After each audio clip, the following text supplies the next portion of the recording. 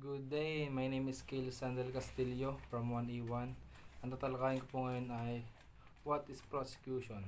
Prosecution is a process of method whereby accusation are brought before a court of justice to determine the innocence or guilt of the accused, gather necessary evidence with the help of the law, determine the existence of prima facie case, file and prosecute the case in court.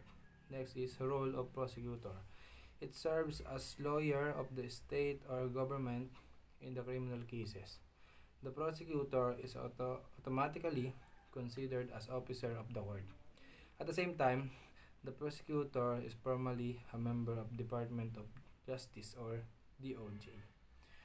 Next is prosecutorial discretion. The prosecutor screen and evaluate the document in order to decide whether to accept or reject the case for prosecution. Next is selective prosecution. The responsibility of the prosecutor to evaluate the evidence that the police have gathered and decide whether it is sufficient to warrant the filing of the charge against the violator. What are the legal factors considered by prosecutor under selective prosecution? Number 1, the legal strength of this case. Pag legal strength of the case, kung malakas ba yung kaso mo. Number 2, the suspect is in fact guilty. Number 3, the willingness of the witnesses to testify. Number 4, the likelihood that the prosecutor can legally prove the defendant guilty. Next, controversial expression of prosecutorial discretion. The decision to mitigate the defendant. Number 1, reducing the charge. Number 2, dropping multiple count to leave a single charge. Number 3, recommending leniency to the court at sentencing parallel prison sentence. Who composes the prosecutor? Public prosecutor or fiscal. You have state prosecutor, provincial prosecutor, city prosecutor, special prosecutor. Attorney in private practice. They represent the practice in proceeding before the public prosecutors. Number 2, public defenders such as PAO and other legal aid lawyer. Duties of the prosecutor. Number 1, evaluate the police finding referred to them. Number 2, file corresponding information in the improper court on the basis of their evaluation of the proof at hand. Number 3, prosecute the alleged offenders. Next is preliminary investigation. An inquiry or proceeding for the purpose of determining whether there is sufficient ground to engender a well-founded belief that a crime cognizable by RTC has been committed and that the respondent is probably guilty thereof should be held for trial.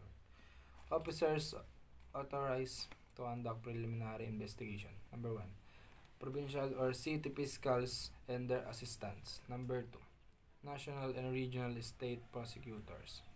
Number 3, such others officer as may be authorized by law.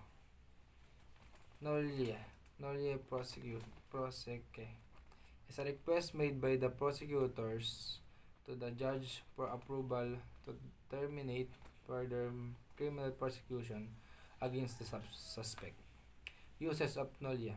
Number 1, reduce case over bad. Number 2, reduce backlog.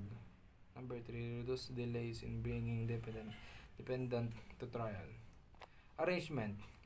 Legal mechanism whereby an accused is brought before the court wherein the complaint or charge against him is read by the clerk of court in the presence of lawyer and the prosecutors, in which the accused is to announce his plea. Plea bargaining, process of discussing or negotiation between the defense counsel and the prosecutor, aimed at reaching an agreement whereby the prosecutor uses discretion to obtain from the judge a lightened sentence in exchange for the defendant entering a guilty plea. Advantage of plea bargaining allows the court to control the overcrowd docket. Number 2. Allows prosecutor to secure conviction in bad arrest. Number 3. Unnecessary discretionary tool for tempering the letter of the law with that individualized justice. Number 4. Acts in the best interest of society rather than on behalf of the victim. Number 5. Saves victim from humiliation, and trauma. Number 6. There is no trial. Disadvantage of plea bargaining. Number 2. Lowering of cases demoralize the police. Number 2. Provides an opportunity for the prosecutor and defense counsel to place their economic and occupational needs ahead. Number 3. Mostly in favor of the defendant. Number 4. It is not evidence for repentance, legitimacy of punishment and rehabilitation. Number 5. Undermines the basic premise of crime and punishment. Number 6. Destructive of the adversary method of justice. Number 7. Defendant are dissatisfied.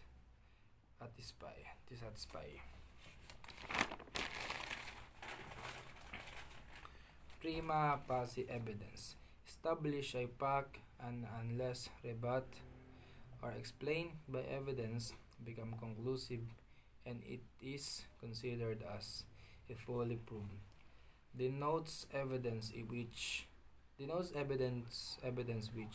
if unexplained or uncontradicted, it's sufficient to sustain the proposition it support or to establish the fact as to counterbalance the presumption of innocence to warrant a conviction. Complaint.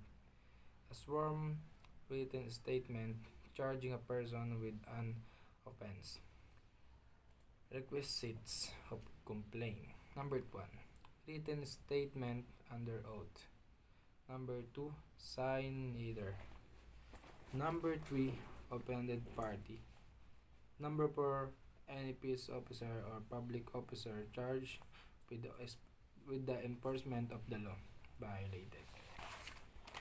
Information is an accusation in written charge a person with an offense.